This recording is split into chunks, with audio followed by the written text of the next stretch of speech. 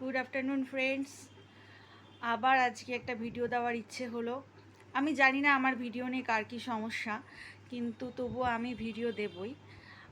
আজকে কি কি রান্না করলাম এবং কি কি দিয়ে লাঞ্চ করব বেড়ে রেখেছি লাঞ্চটা, আর সেটা তোমাদের সাথে শেয়ার করব আমার তৈরি করা একটা কাঁথা। অফ টাইমে কি করব, সেই জন্য একটা কাঁথা বানিয়েছি। মাঝখানে 20 দিন একটা অফিসে ঢুকেছিলাম। প্রবলেমটা হচ্ছে এজটা একটু বেশি হয়ে গেছে আমার, যার কারণে সব অফিসে একটু প্রবলেম হচ্ছে আমাকে নিয়ে। আর বিভিন্ন রকম করাপশান, কোনো প্রবলেম দেখলে বা যদি বুঝি স্যালারি পাবো না, তো সেখানে শুধু শুধু কাজ করে কোনো লাভ নেই। তো একদম সিম্পলভাবে থাকি বাড়িতে, আর সেভাবেই ভিডিও করছি। চলো তোমাদেরকে দেখাই কি দিয়ে লাঞ্চ করব আর কাঁথাটা। সকাল 8:30 থেকে শুরু করেছি। খুব সিম্পল খাবার, কফির বড়া করেছি, বাঁধাকপির বড়া। বাঁধাকপিগুলো সিদ্ধ করে নিয়েছি খুব ভালো করে, তার সাথে একটু ধনেপাতা কুচিও দিয়েছি।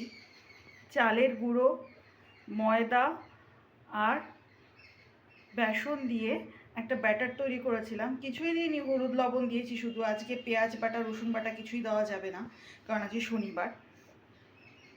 তাই দিয়ে বাঁধাকপি দিয়ে বড়াগুলো ভেজেছি। আর সাথে করেছি সিম্পলভাবে আলুর দম। তেল চড়িয়ে তার মধ্যে লঙ্কা আর জিরা ফোড়ন দিয়েছি, সাদা জিরা ফোড়ন দিয়েছি। দিয়ে আগেই সিদ্ধ করে রাখা আলুগুলো দিয়ে ভালো করে ভেজে ধনে গুঁড়ো, জিরে গুঁড়ো, হলুদ লবণ দিয়ে আবার একটু ভেজে জল দিয়ে ব্যাস নামিয়েছি। একদম সিম্পলভাবে আলুর দম করেছি। আর করেছি কাজু কিশমিশ দিয়ে হলুদ ভাত। এটাও খুব সিম্পলভাবে করেছি। তেলের মধ্যে তেজপাতাগুলো আগে একটু ভেজে নিয়েছি, তারপর লঙ্কা দিয়েছি, দারচিনি দিয়েছি, গোলমরিচ দিয়েছি, এলাচ দিয়েছি। দিয়ে একটু ভেজে আগেই করে রাখা একটু শক্ত শক্ত ভাত, মানে একদম নরম হলে হবে না, একটু ঝরঝরে ভাত, তা দিয়ে ভেজেছি। আর তার মাঝখানে একবার ভেজে তুলে নিয়েছিলাম কাজু কিশমিশগুলো। এই দিয়ে পরে কাজু কিশমিশ ছড়িয়ে দিয়ে, ভাজা কাজু কিশমিশটা ছড়িয়ে দিয়ে একটু চিনি দিয়ে নেড়েছি। জাস্ট আজকের প্রত্যেকটা রান্না হচ্ছে হলুদ গুঁড়ো, লবণ গুঁড়ো আর ধনে গুঁড়ো আর জিরা গুঁড়ো। খুব সিম্পলভাবে প্রায়ই রোজই আমাদের বাড়িতে এরকম রান্না আমি করে থাকি। তো এটা এখন আমি খাবো, মাঝে মাঝে খাওয়ার ভিডিও দেব। অনেক দিন ধরেই কাঁথাটা বানাচ্ছি। সুন্দর কভারটাও কাঁথার সাথে একদম সেলাই করে নিয়েছি। এই কাঁথাটা ইউজ করাও শুরু করে দিয়েছি।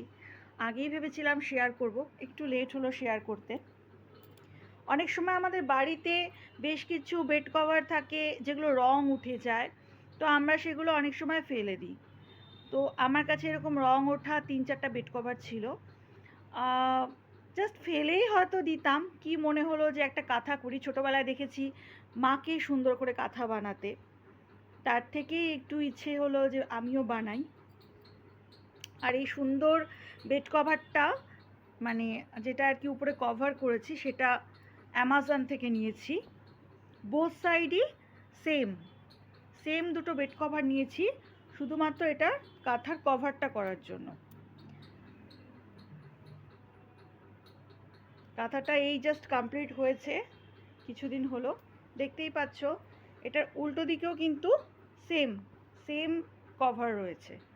দুটো সেম কভার অ্যামাজন থেকে নিয়েছি।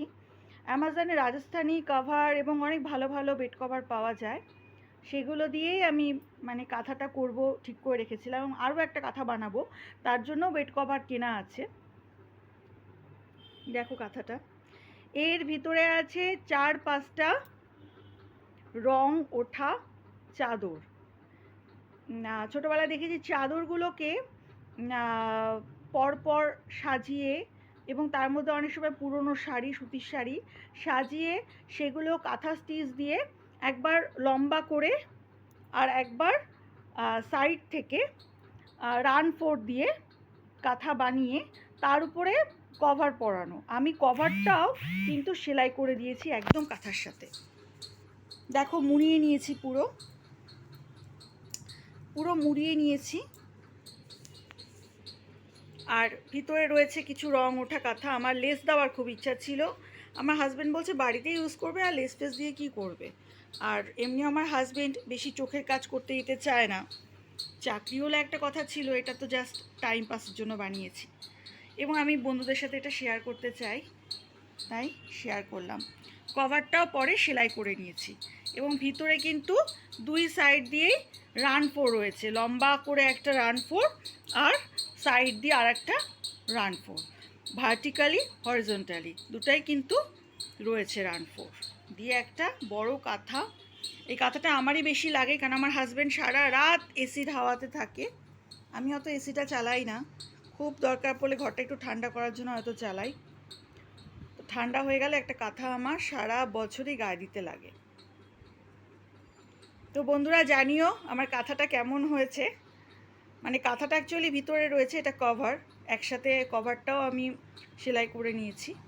জানিও বেড কভারটা কেমন, কাঁথার উপরে দিয়ে কেমন লাগছে। আর খুব ভালো থেকো বন্ধুরা।